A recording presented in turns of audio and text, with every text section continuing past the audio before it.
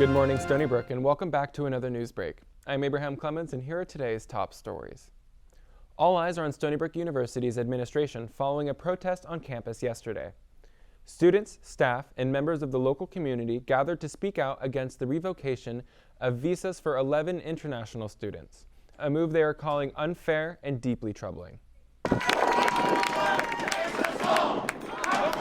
Many participants expressed anger, confusion, and fear, not only for the students affected, but for the broader message this sends to the university's international community.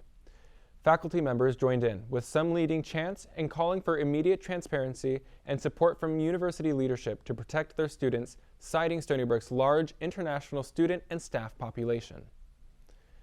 Federal authorities and the president of El Salvador are ignoring a U.S. senator's plea to bring home a Maryland man who was deported by mistake. Kilmar Garcia, a Maryland resident with temporary protected status, was detained and sent to the Central American country on March 15th under the Rarely Used Alien Enemies Act. U.S. officials said Garcia was a member of MS-13, an international gang. He is held without charge at a maximum security prison for suspected gang and terrorism cases. A federal judge and the U.S. Supreme Court ordered the United States to bring him back, but both the Trump administration and Salvadorian President Nayib Bukele have refused.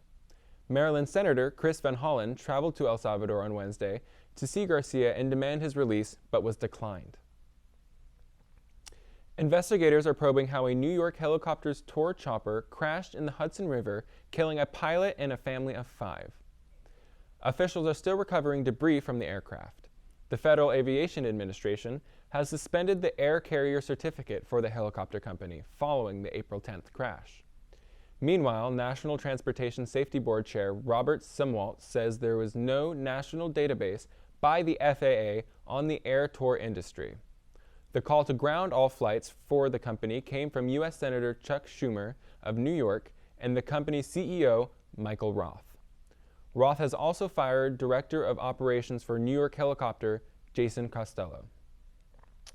The first ever all-female space crew is back on Earth, celebrating their historic trip out of this world. Jeff Bezos' space tourism company, Blue Origin, took the 6 space tourists on a suborbital launch vehicle called the New Shepard rocket. The crew launched on the journey to the edge of space from Texas.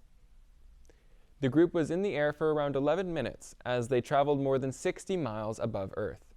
They included pop star Katy Perry, author Lauren Sanchez, journalist Gayle King, aerospace engineer Aisha Bowe, activist Amanda Nguyen, and film producer Carrie Ann Flynn. Thank you so much for watching. This has been Stony Brook Newsbreak, and we will see you next week.